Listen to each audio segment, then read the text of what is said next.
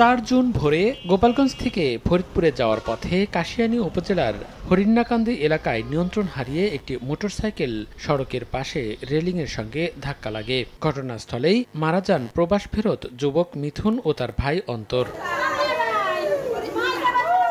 এর আগে গত 11 মে গোপালগঞ্জ থেকে ফরিদপুরে ফেরার পথে ট্রাক চাপায় প্রাণ হারান মোটরসাইকেল আরোহী কাশেম শেখ, তার 8 বছর বয়সী ছেলে মোরসালিন ও ভাই নাজমুল। গত 2 মাসে ঢাকা খুলনা ও ঢাকা বরিশাল মহাসড়কের ফরিদপুর অংশে 59টি দুর্ঘটনায় নিহত হন 62 জন, আহত হয়েছেন 67 জন। এর মধ্যে 14টি মোটরসাইকেল দুর্ঘটনায় প্রাণ গেছে 18 জনের ও আহত হন 10 জন। সংশ্লিষ্টদের মতে হেলমেট ব্যবহার না করা এবং অতিরিক্ত গতির কারণে বাড়ছে দুর্ঘটনা। নিহতদের মধ্যে বেশিরভাগ তরুণ হওয়ায় অভিভাবকদের আরও সচেতন হওয়ার আহ্বান এলাকাবাসী ও ট্রাফিক বিভাগের।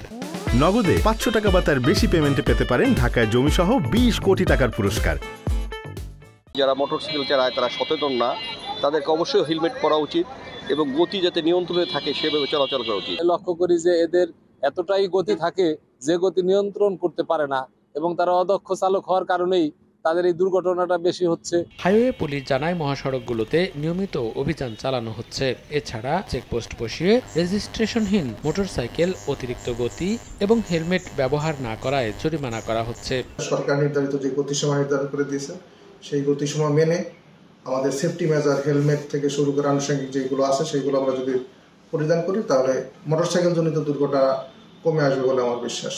ট্রাফিক বিভাগের তথ্য মতে ঢাকা খুলনা ও ঢাকা বরিশাল মহাসড়কের ফরিদপুর অংশে গত 2 মাসে মোটরসাইকেল সহ বিভিন্ন যানবাহনে 4,624টি মামলায় 1,31,46,000 টাকা জরিমানা আদায় করা হয়েছে।